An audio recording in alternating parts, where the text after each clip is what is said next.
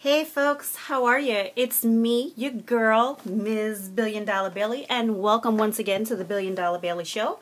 I am doing a follow-up on this Danity 99 OM99J. And the reason is because, like another wig review I did, I just couldn't get this wig to sit right on me. And I haven't really done anything to it again. But I figured, like, I brushed it out a little bit. The curls are looser. I kind of sat it for like a week on a wig head to see if the curls could fall a bit, and they did. So I like it a little bit better now. But I think I just got a can't get right wig because it's really puffy in here. It's just too darn big for my head, and I wear Danity. I have several Danity wigs, so this should not be an issue with me. Like, I should be able to open the package, cut the lace off with my eyes closed, and slap this wig on my head without any problems. But this one has given me problems, and like I said, sometimes it happens. I suppose you just get a can't get right wig. I mean, it's looking better than if you look at my other Danity video where I was looking like somebody's grandmother. I guess in a sense I could be, because my son turns 21 tomorrow, and if he ever even decided to have kids at this, man, I don't even want to think about that. He better not have any kids until he's about 45, and when I'm ready to say I'm a grandmother. So anyways, in an effort to make this look a little bit better, I mean, I guess it's starting to look better. I don't know. Maybe it was the clothes I was wearing that day. Who knows? But I just didn't like it. I'm kind of starting to dig it a little bit now. Maybe it's this thing right here. It's too big. So, what I am going to do for you all today, for the sake of giving you an excellent wig review, I'm going to sacrifice my wig soul. Whatever do I mean? How do you sacrifice a wig soul? You spray crap on it. I am going to spray this oil-free wig shine on my brand new wig just to see if I could get it to lay down a little bit. I'm just going to do one little spritz, because you know this stuff, even though it says oil-free, you put this on one time and you might look good for about an hour, and like 2-3 hours later you looking like somebody dropped a can of oil on you. So you got to be very careful with these wig sheens. So okay, I'm just going to do it in this area because this looks like some kind of a puff doggy dog. I did just say that. Alright, so here we go. I said one. That's it. That's all I'm going to do. Look, it fell already. See, this stuff is dangerous. Do you see that? Yeah, this stuff is yeah. So, okay. Let's see there. And I'm actually...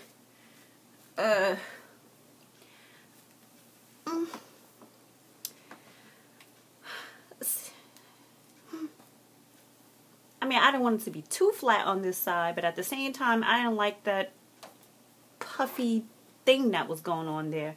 And I think it's because the wig is too big. Maybe if I could, you know what, I'm going to sew it back and snatch it so that it's snatched back like that. I'll put some more combs in there. I think that'll save it. But this Danity wig is cool. So, okay. So, here's the Danity 99J. I hope you like it. Now, while I've got your attention, as those of you who watch my videos, I've mentioned it before, so you guys probably know, I live in New York. And you live in New York, I don't care if you got 12 cars in your driveway, you take the subway in and out of Manhattan. So I was on the train today, and I was talking to my girlfriend, running my mouth, and gossiping about the weekend, because I saw her man out with somebody else, but you ain't heard that from me. Anyway, so in the middle of me trying to, you know, talk with my girlfriend and catch up, I hear this, it sounds like crying. I really couldn't tell what was going on, and I look over, and there's a woman, and she's got her face covered with like a scarf, and she's, you know, so I was like, you know, I watched it for a couple of minutes, actually for a couple of stops, because you never know what the hell is going on in New York. You may have a crazy person sitting there talking to themselves or laughing to themselves. So I couldn't tell if she was laughing, crying, or what. And then it just so happened that she was getting off on my stop. So I got up and I walked out of the same door because I was a bit concerned because, again, I couldn't tell if she was crying. So I walked behind her a little bit and I realized she was, not only was she crying, she was bawling her eyes out. And I don't know what was wrong. You always run the risk of somebody knocking the hell out of you. If you say the wrong thing or invade someone's privacy. But I had to take that chance. I had to say something. So I tapped her and I said, "Are you okay?" And when I looked in her eyes, I could tell like she was hurting. She was broken. Something happened. And I just didn't want to ask any more questions. I just grabbed her and I hugged her. And she just let go. It is something about the human touch. Something about when somebody acknowledges your pain. Something about when someone shows you like human, you know, like human quality, that it just, you just let go.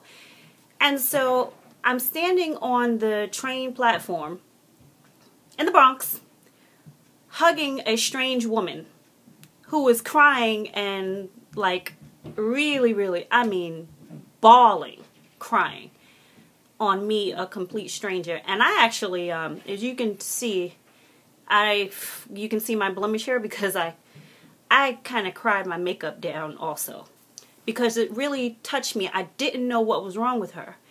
And so we stayed there for a while, and then I asked her, is there somebody that could come get her? I asked her if she was in trouble. Was there anything?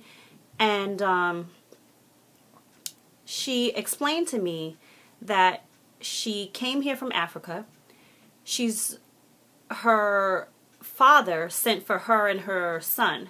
And they originally came to California, and they'd been there for a year, and they just moved to New York, and her father died yesterday. She doesn't have any other family here in New York. She doesn't know anyone. And she doesn't know where her family is in Africa. Now, I asked her if she needed money, because that kind of was going to be, is this a scam type thing for me? And she says, no, I'm fine with money.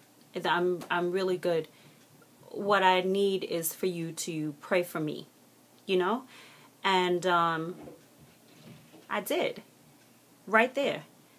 I am the child of an evangelist, and my stepfather was a pastor. And so I grew up in the church. And I felt this woman's pain with her just breaking down crying on the train because last year and the year before that, and the year before that, that was me. You see, my mother passed away suddenly on January 9th, 2012. Wasn't sick. Nothing wrong with her. I spoke to her the night before. She told me she felt tired. I said, Ma, you just came off a vacation. How could you possibly be tired? Go to bed so that you can get up and go to work in the morning. She did get up to go to work. She made it as far as getting dressed and putting her uniform on, and my little brother says she turned and said that she had to use the bathroom because she was going to drive him to school, but she told him as they were walking out the door, she said, I got to use the bathroom. And he said he went and he sat down to play a game, and he said after a while he realized he didn't hear anything, and that's when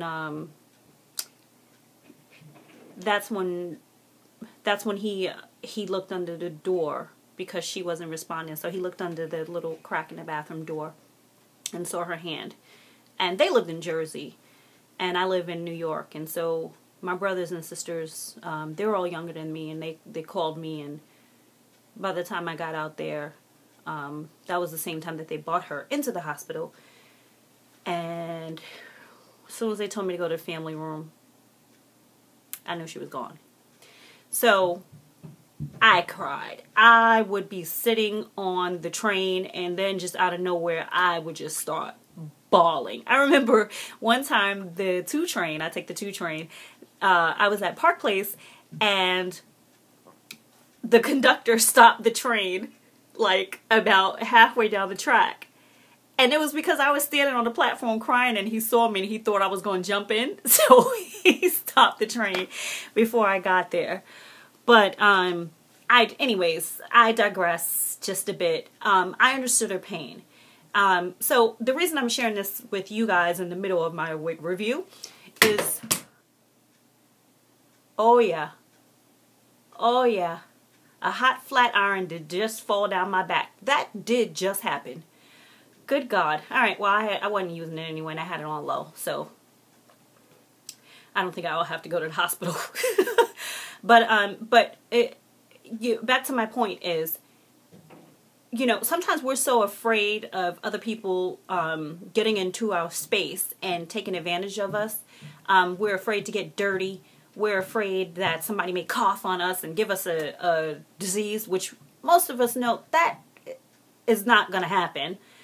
That we forget to be human. And that woman needed somebody. She needed somebody. And the train was packed. And even I was just going to leave her alone. But being raised by the woman I was raised by, I just couldn't let it go by. I just had to say something to her. And I'm glad that I did. I did give her my phone number because she asked me for it. I didn't want to be intrusive and, you know, make her feel weird and awkward. But I did give her my phone number. And I really do hope that she calls me, because I think that I could help her get through. When you never get through it, you just learn how to manage it when you lose someone. So I hope she calls. I do. And her name was Bella.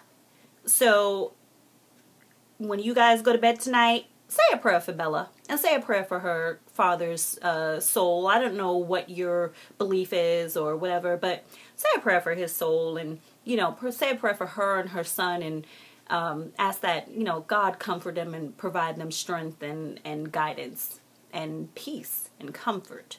So, yeah. So, back to the wig. I'm liking it better than the other review. I was going to go ahead and flat iron it, but it looks like once I put that wig, you know, I sacrificed my wig sole for y'all, and I put the sheen spray on that little piece, it's not looking so bad. Not too bad. So, okay. Sorry, sis, you're not getting this wig. I guess I'm going to keep it. Message to my sister. Sorry, you're not getting this. I was going to ship it up and pack it out and send it out to you, but you know what? I'm kind of digging it now. So anyways, that is my wig review. That was my humanitarian story for the day. Anyways, if you like it, go get you one. I got it from, wigtypes.com. With shipping and handling. I think it was $34, $36, $38. I don't know. Go to wigtypes.com and type in Danity. It is my Freetress equal. And get you one. That's all you gotta do. Bye.